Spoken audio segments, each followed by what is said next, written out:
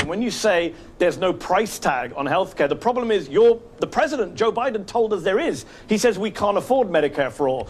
NBC's Mehdi Hasan had on Cedric Richmond, who is a senior advisor to President Joe Biden, and really twisted him into a bit of a pretzel over the question on healthcare. This is something that is going to be a little enlightening here, because the White House really has no idea how to react to questions from the left, because we actually look at data, science, reality, what helps people over corporations. And because lawmakers are so used to only hearing right-wing talking points, including from MSNBC and CNN, it is such a shock to them to actually hear a real question from the left on healthcare. And it gets to the point where Cedric Richmond appears to not even understand what the question is, or pretends to not understand what it is. But I'll get into that. Here's the first clip. Today's the 11th anniversary of the Affordable Care Act. As you say, the rescue plan expands subsidies for ACA plans, making premiums much cheaper for many families. That's a good thing.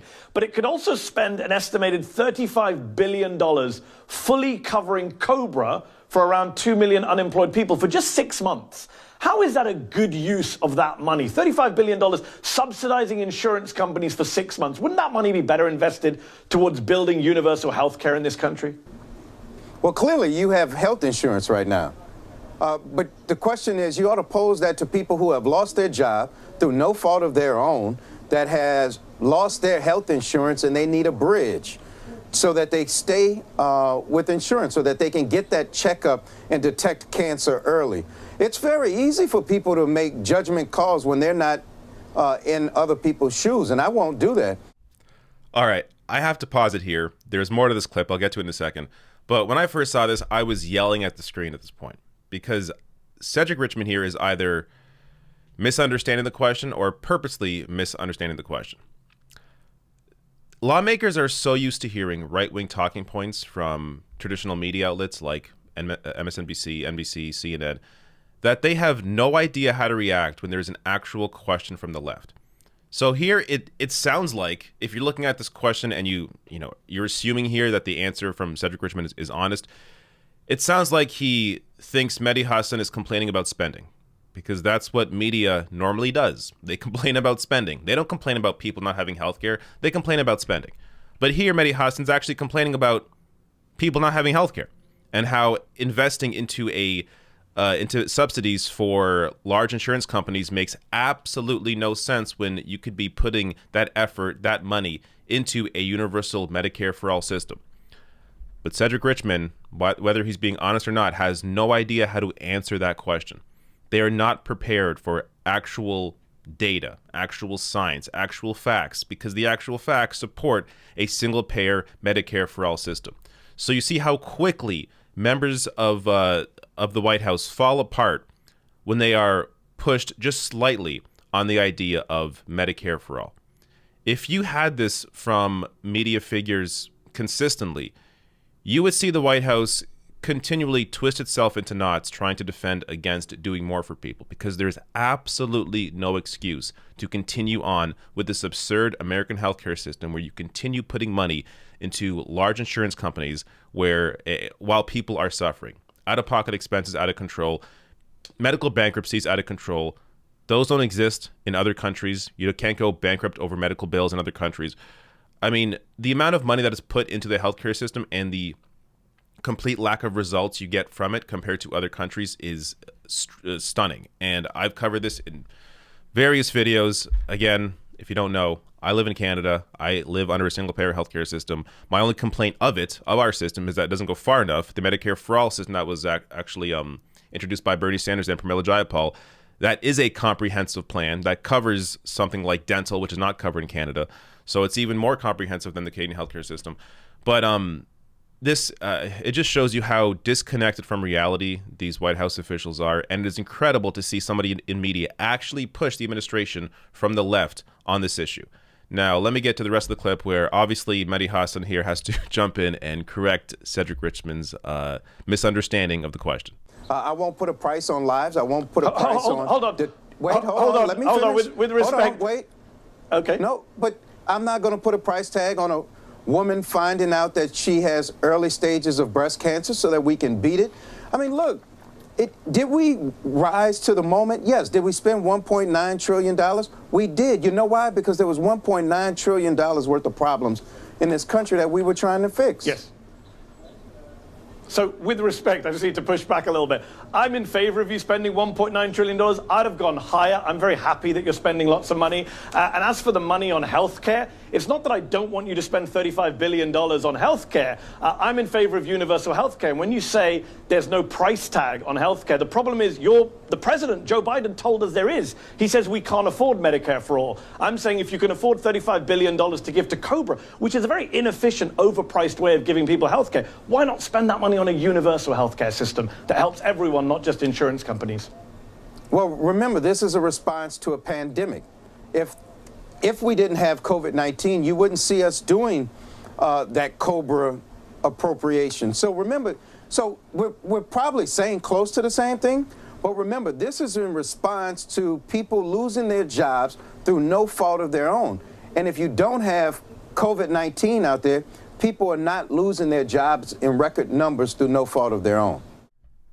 This is just another horrible answer, showing you that even when he finally understands the question, again, assuming he didn't before, that they really have no idea how to react to this. Because just because it's during a pandemic doesn't mean you couldn't have implemented Medicare-For-All during the pandemic. It was already introduced by Bernie Sanders near the beginning of the pandemic to bring in Medicare-For-All to cover all healthcare costs during this crisis. But instead, they go to subsidizing massive insurance companies. Because again, the interests of the insurance companies, the healthcare industry, over the Democratic Party is the main reason why there has not been any real progress when it comes to the healthcare system. So let me show you. First, actually, I saw this great tweet. I want to share this.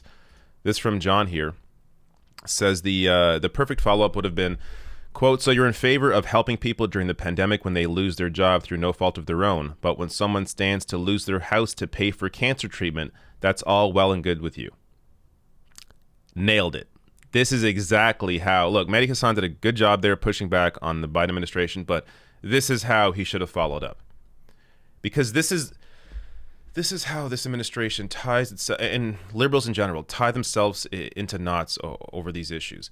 There is absolutely no reason why it only makes sense to cover healthcare during a pandemic. Like how he mentioned there, how Cedric Richmond mentioned there, and how it's mentioned here. How, well, of course, we had to cover people that lost their job through no fault of their own. You can apply that to any illness. Medical bankruptcy in the U.S., I covered this in a recent video on healthcare, is just completely ridiculous. There are over 500,000 people a year going bankrupt in the U.S. over medical bills, and that was before the pandemic. You also have roughly 30 to 60,000 people a year dying due to a lack of access to healthcare. These are two issues, medical bankruptcy, lack of access, that do not exist in other countries with universal healthcare systems. So to continue defending this for-profit healthcare system is just absurd. There is no defense of it, which is why you see someone like Cedric Richmond twist himself into knots trying to answer these questions, because there is no logical basis to keeping this system. The only way he can logically answer this is to say, well, the health insurance industry has a massive hold over the Democratic Party. This is why we're not moving forward with Medicare for all. That's the only way you can honestly answer that question. And of course, he's not going to say that, but that's the problem. Now, let's get to the cost, because this was the central issue here in these clips. And if you're new to this, then this is going to be new information to you. But if you're not new to this, then you fully understand. You look at any country with a universal system, they spend less and get better results. The American healthcare system is incredibly inefficient, and these studies prove that. So this is reporting from The Hill from last year. Christopher Kai and colleagues at 3 University of California campuses examined 22 studies on the projected cost impact for single-payer health insurance in the U.S. and reported their findings in a recent paper in PLOS Medicine. Every single study predicted that it would yield net savings over several years. In fact, it's the only way to rein in healthcare spending significantly in the U.S. All of the studies, regardless of ideological orientation, showed that long-term cost savings were likely. Even the Mercatus Center, a right-wing think tank, recently found about $2 trillion in net savings over 10 years from a single-payer Medicare-For-All system. More importantly, everyone in America would have high-quality healthcare coverage. So, if you are just looking at the money aspect, at the spending, then Medicare-For-All is the answer. If that's what your concern is, if you're a conservative, you care about the spending, Medicare-For-All is the way to cover healthcare and save money. On top of that, if you actually care about people care and worry that, if someone gets cancer that they're not going to go bankrupt, then obviously a Medicare-For-All system, again, is the answer. So to continue pushing a for-profit healthcare system that only benefits wealthy executives at health insurance companies is just completely insane, irrational. Now, as I may have mentioned already, Bernie Sanders proposed bringing in Medicare-For-All during the pandemic. So this is not a new idea. You didn't need to subsidize COBRA to be able to cover people. You could have done what Bernie Sanders proposed here, bring an emergency version of Medicare-For-All in for the pandemic. Pramila Jayapal also joined in for that. A little more detail here on that. For Americans with either public or private insurance, Medicare will cover the co-pays, deductibles, and other cost sharing for all medically necessary health care, including for prescription drugs. The summary of the bill states, quote, when individuals go to the hospital or doctor, they will provide their insurance information as usual, the summary explains. The provider will use this information to bill Medicare, either for the out-of-pocket costs if the individual has another type of insurance, or for all of the care if the individual is uninsured. The patient will not be charged anything. This is the system you could have had during this pandemic.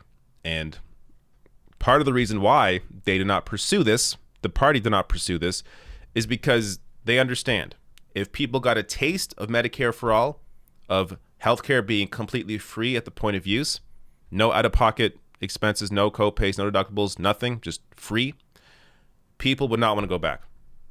So just showing you, subsidizing COBRA was not the only way to do this.